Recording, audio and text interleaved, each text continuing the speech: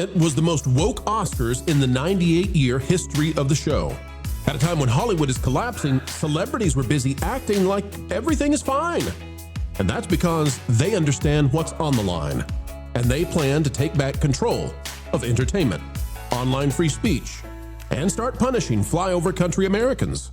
After all, that's what their #1 film is all about. Revenge.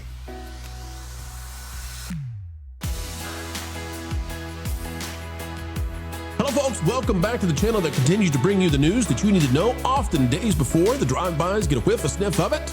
Click the like button, and here we go. We got a lot to talk about from those Oscars last night. Did you watch the Oscars? I'm sorry if you did, but it turns out the narcissists of SoCal gathered together in their dresses and their gowns and their tuxes, and well, they're gonna muck things up in America if they get the chance. First, I want to go though to James Woods, who is a conservative celebrity. He's not allowed over there anymore, right?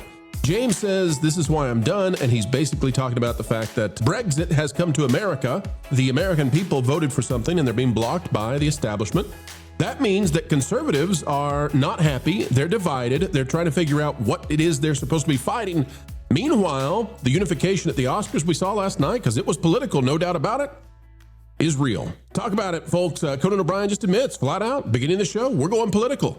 And he's not saying, by the way, and Jack Posobiec has this, "Hi, Conan O'Brien, you remember that you refused to let anyone call 911 on Nick Reiner?" We don't know if that's true or not, but it's been suggested it's true, and there's not been any kind of denial of it. Okay, so Conan O'Brien comes out at the beginning of the Oscars and says, "I should warn you tonight could get political. And if that makes you uncomfortable, there's an alternate Oscars hosted by Kid Rock at the Dave & Buster's down the street." Now, you'll remember here from the channel, if you were paying attention in February, that they lied about the ratings on the Super Bowl, and we definitively showed you how that worked. Broke it down, how they manufactured stories about the low viewership of Kid Rock versus the high viewership of Bad Bunny. Turned out that those paying for advertisements, they were not having a good time, and we broke that down. But the narrative is, and they're going to continue to pound this narrative, that was a failure. And so Conan opens this way. Now, when he says we're going to get political, what he's not saying is that we're going to have discourse from both sides. That doesn't exist. What he's saying is we're going to slam you politically if you don't agree with Hollywood, which is going to be about 20% of the population that's going to agree with Hollywood, because Hollywood is actually farther left than the left. Okay, so we're down to like in the 18-20% category of people who agree with them. And he's saying, if you're not part of that group, we're going to go there and you can go and watch Dave & Buster's lowbrow content from Kid Rock. Here's the clip. And folks, we apologize. We had to be very careful about what we play. We'll get hit. They don't want us to play this stuff. So we're gonna play it carefully. I should warn you, tonight could get political, okay? And that's all we can play, all right? Because they are very determined that we not get to play stuff. But we can play this kind of stuff. Let me show it to you. One Piece actress Charithra Chandran demands ceasefire in Gaza despite a ceasefire for the past 6 months, because they went straight political and they don't know what they're talking about. These are people who are not up to date on the news. They're narcissists. They say these things because it makes them feel good. It makes them feel like they're knowledgeable. It makes them feel like they're fighting the good fight. Here is this young actress talking about a ceasefire that's been there for 6 months. She's demanding one, right? Which is sort of like going to McDonald's and demanding that they give you a big arch after it's been sitting on your table for an hour, and you just don't know it. It's an artist for ceasefire pin, and what we are demanding is a ceasefire in Gaza. And I think that I am so blessed to have a platform, and this is the least I can do to use it. And like, yep, nothing like demanding something that already happened 6 months ago, and nothing like having people make you pins. You know, that's a real effort. It's a real effort to have somebody make pins for something that happened 6 months ago. You know, it'd be like you want World War II to end. That'd be just as much sense. Go get a end World War II pin. That makes just as much sense. These people, you got to love them. It kept going. Javier Bardem says no to war and free Palestine. Here he is on the stage. No to war and free Palestine. All right, it's the audience applause I want you to hear. Now, when he says no war, what's he talking about? He's talking about Iran. Now, why is he talking about Iran? Why would you want the mullahs and these evil people to still be in power? Now, I don't know what's going to happen over there. I don't know if the U.S. is going to handle this the right way as opposed to the way things went in Iraq. But why would you say no to eliminating those who control a population of 90 million and manage to eliminate tens of thousands of their own political dissidents and forcibly cause women to be living in subjugation? Look at this beautiful woman next to him. She's not dressed like an Iranian woman, is she? Is she? And did you hear about the soccer team from Iran who was, they got to Australia and suddenly took off their stuff, their hijabs, and asked for asylum? The soccer team in Australia. This woman next to him is not dressed like an Iranian woman. Why? Because she doesn't want to be subjugated, right? Okay. But that's not, folks, we don't got to pay attention to any of that. All we got to do is get up there and virtue signal and make sure everybody knows we're against the orange man. That's the plan at the Oscars. John Poderets says 6 years ago, Parasite won everything. 4 years ago, Yoon Ya-jung won supporting actress for Minari. Now one of the directors of K-pop Demon Hunters apologizes to people who look like me for taking it so long for a person who looks like her to win. He says, piss off. Yep, that's what they said last night. So if you were very excited about K-pop Demon Hunters and what it means for that thing to win, remember that it's not really made in Korea. You see, if it was made in Korea, the people in Korea would probably have more respect and kindness for getting the win. Instead, it was made by Americans who are taking on the Korean aspect, and some of them are of Korean descent, so kudos to them. But they got up there and said, it's so awful that it took so long, because you can't celebrate, right? And look at this. From Polymath, the K-pop lady said, I'm sorry it took so long to see us in a movie. So I decided to chart who was the protagonist in every best animated film since the award was created. And I love this. If you look and see who is who's most represented. Folks, take a look right here. Asian protagonist, 5 of them. White protagonist, 5 of them. In other words, the K-pop lady gets up there and says, and maybe she's just talking about Koreans, but my gosh, that would be like somebody from Nebraska winning something and saying, it's about time people who looked like us Nebraskans got up here. I know that's not exactly the same thing, I know, but anyway, you get the idea. Asian representation in animation has been excellent. It's on par with the people of European descent, white people, right? You know what this is? And again, we have to be careful. I would love to play the clip for you. I would love to play the clip, but they're going to get us if we play the clips because they don't want us to play the clips. But what this is like is, it's basically them saying, Daddy, I want to break the glass ceiling and I want to talk about it on the stage. Well, I'm a bit of an expert on that, and I don't think you actually won for the first time. But Daddy, that's not fair. I want to break the glass ceiling. I'm going to get up there and pretend that I did. Well, you can try that. It's an interesting strategy. That's basically what they're doing, folks. They want to be the first. Oh, how desperate they are to please. Please let me be the first, just like Rachel Zegler in the video this morning. Folks, how did it go? How did you get the win? I want to show you how fake they are, okay? Because nobody's understanding the fakeness here. And I'm going to break it down for you. In Wokeness is saying, in order to compete at the Oscars for Best Picture, all films must meet the diversity inclusion quota. And it goes on to really promote this, and this has gone viral. And whoever's behind the account, great job. Really and truly, I'm not trying to be mean about this. But you all, I need you to see something. Because these people are plastic. They're vapid. Nothing they say is true. They're utter, total narcissists. They don't believe in anything except themselves and power. Let me show you how fake they are, okay? Here's how you get to be in the, here's how you get to be nominated for Best Picture. All right, you got to have one of these, okay? So A1 says lead or significant supporting actors from underrepresented racial or ethnic groups. At least one of the lead actors or significant supporting actors submitted for Oscar consideration is from an underrepresented racial or ethnic group. And these are the ones they say are underrepresented. East Asian, which you just found out, has equal representation in animation with white people. African American, Hispanic, Indigenous peoples, Middle East, Pacific Islanders, South Asian, Southeast Asian. Essentially, everything that's not white. All right? But still, that's not hard to have one of your lead actors or, okay.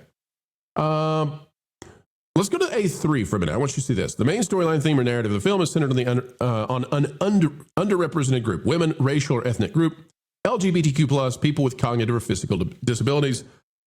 But here's how they get around all this. None of this matters. It's all fake. Every bit of this is fake. And I want to talk about what won last night in just a minute, too. Here's how they get around all of it. You ready? At least 30% of all actors not submitted for Oscar consideration are from at least 2 underrepresented groups, which may include women. Stop. You don't have to go any farther. 50% of the population of the world, well, maybe 51%, maybe 49%, but just about half is male, and just about half is female. And I'm not going to ask the question. You all want me to ask that Matt Walsh question. I'm not going to ask it.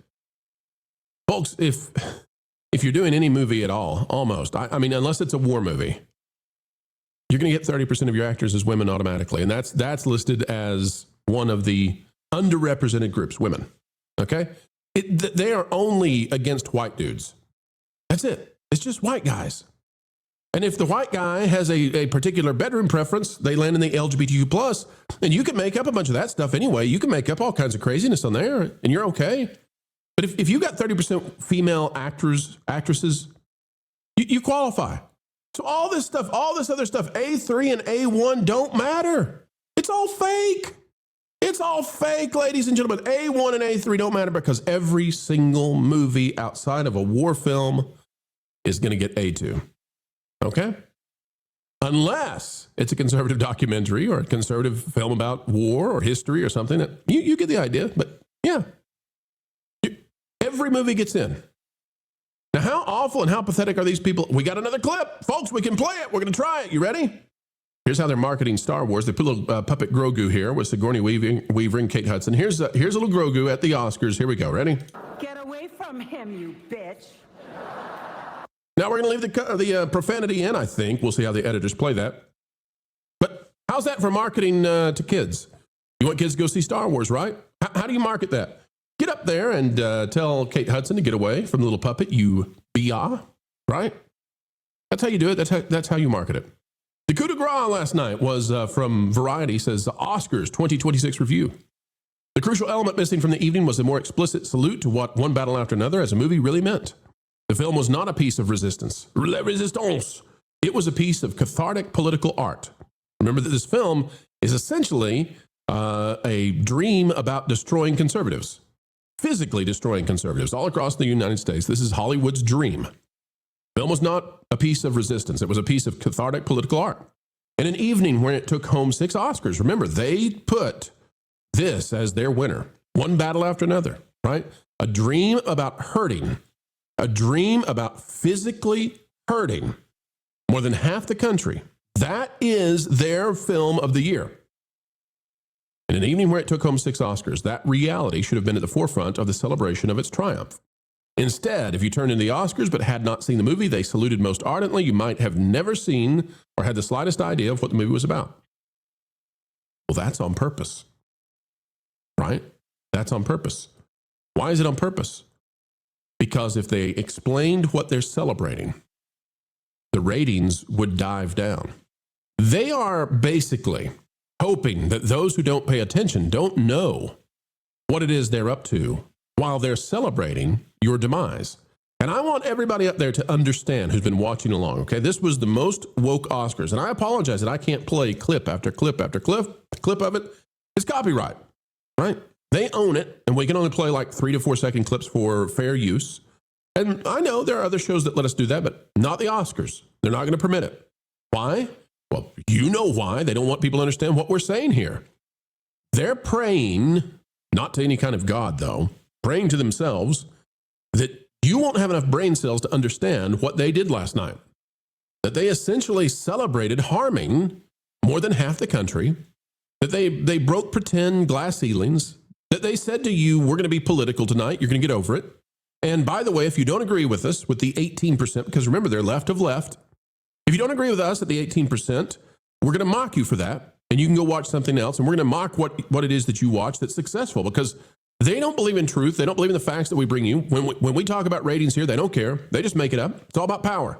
And they're living on a dwindling set of power. What would you say? The fundamentals, the foundations of their industry collapsing.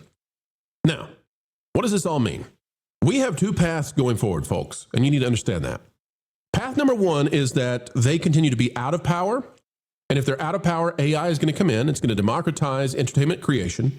And that's what we've seen already on YouTube. YouTube is now generating more revenue than all of the Hollywood studios combined. That's you. You are YouTube, okay? You are the independent content creators out there making this stuff. You already generate more entertainment bucks than all of these people put together. That's impressive. That's going to grow if they stay out of power. But if they get back into power, and you know that they're part of the political machine, they admit it. They say it out loud. That's what they told you last night. I don't have to argue with them about this. If they get back into power, what are they going to do? They are going to reinstitute what we're seeing across Western Europe. They're going to reinstitute the idea that you can be removed from the digital space, that you will be kicked out of the electronic town square, that you will be banished if you disagree with them. They will reinstitute the gatekeeping system. They will make sure that there is no way for you to create all of this AI stuff, and there are ways to do it without them making tons of money and you getting nothing. And they will get revenge because that is what their film says they will do. It's what they're dreaming about. The film they gave #1 is a film that dreams about hurting you. What more do you need to see? And these people like Conan, listen, he's supposed to be super nice, but what happened at his Christmas party? Allegedly not very nice. These people are sharks. I hate to say it. I want them to be nice people. I want them to be kind. I want them to be the kind of people that you can trust and believe in, and I want them to actually be stars. And I think they're far from that. And I hate that. I hate that. These icons are only going to continue to exist, and their power is only going to continue to exist if they can regain power. And the disillusionment of the right, as they fear they're becoming like Brexit, right? Everything they actually voted for, got power to do, has been stripped away from them by the establishment. The right, I believe, is so separated, so broken apart, so fragmented, so balkanized, and in part on purpose. And I don't think the right is putting up the kind of defense that they need to. They need to understand that Hollywood and the left are signaling what they intend to do if they get back into power, and that's revenge. That's what's coming. Woke was dead, but it has been resurrected. And the kind of resurrection it's been brought through, it's like a phoenix now, and it's ready to devour you. And these people are dreaming. They are dreaming about it because you're supposed to be eating dust and dirt in the middle of America, and you're not supposed to matter. They matter, and they want back into being the class that matters, and they'll do anything they possibly can. They're furious about this. They're narcissists, and they want power at all costs. And they're dreaming about what they'll do to you once that happens. I hate to be that dire, folks. I'm an optimist. I believe in the future. I'm here to tell you, I see what they're up to, and I want you to know it as well. All right, folks, send this out. This really matters.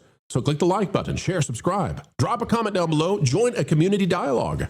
And folks, until the next time we get together to explain entertainment and keep you ahead of the culture curve, keep learning, keep growing, and as always, keep having fun.